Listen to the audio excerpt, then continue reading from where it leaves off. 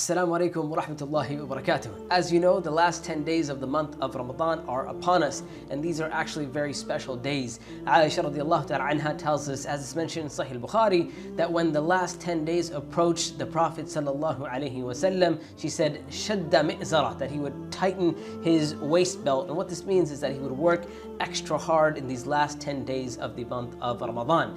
So, that being said, here are my top 3 pieces of advice or top 3 tips for the last 10 days of the month of Ramadan.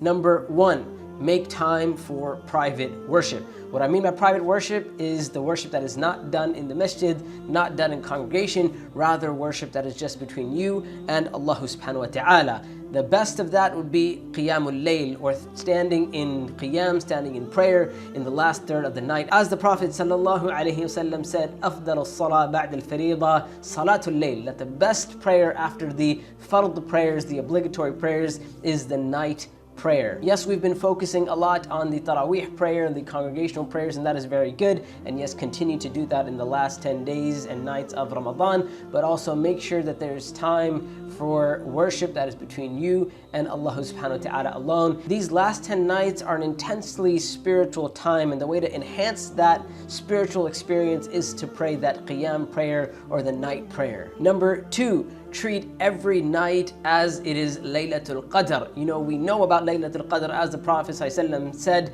"Man qama Laylatul Qadr imanan wa ihtisaban ghufira lahu ma taqaddama min dhanbih." That the person who stands Laylatul Qadr, meaning stands in prayer, having faith and hoping in the reward of Allah, then all of their previous sins will be forgiven. So yes, it is very important that we seek out Laylatul Qadr. Laylatul Qadr occurs in these last 10 nights, and yes, there's more of a chance that it happens on the odd nights, and yes, there's a strong possibility that it is the night of the 27th, but that doesn't mean it is definitely the night of the 27th. A lot of people treat it that way, and that means they neglect the rest of the last 10 days and nights of Ramadan. Some of our scholars say that the wisdom behind why the Prophet didn't tell us exactly which night is Laylatul Qadr, or to specify one night as Laylatul Qadr, is so that we work hard on every single night when it comes to the last 10 nights of Ramadan. So treat every night as it is Laylatul Qadr. Treat every night as this is the last chance that you have to seek forgiveness from Allah, to have all of your sins forgiven. Number 3,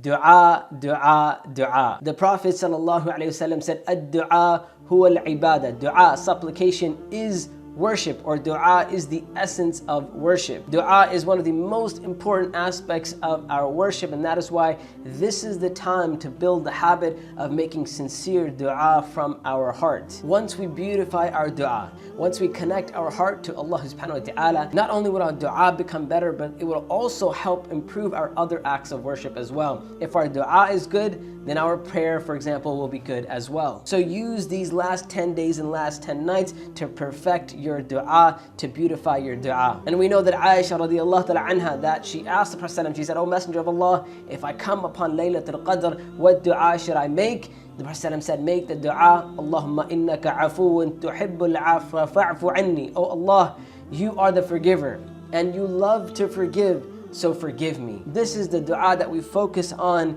in these last 10 days and last 10 nights of the month of Ramadan. This is a beautiful dua because it helps once again attach our heart to Allah. It makes us hopeful. We say, "Oh Allah, you love to forgive," and because Allah loves to forgive, we have to believe that. We understand that, and that's why we repeat that. We say that, "Oh Allah, you love to forgive, so forgive me." And all of that is there so that our hearts get attached to Allah, and we are hopeful in the forgiveness of Allah subhanahu wa ta'ala. So perfect your dua, work on your dua, beautify your dua so it can help you in the rest of your acts of worship and the rest of your life, inshallah ta'ala. So there you go. Those are my top 3 pieces of advice for the last 10 days and nights of the month of Ramadan, but I would like to hear from you as well. What would be your top tips for the last 10 days and nights of the month of Ramadan? Please share in the comments below so the rest of us can benefit from it as well. And as always, Allah subhanahu wa ta'ala knows best. Until next time, Assalamualaikum wa rahmatullahi wa barakatuh.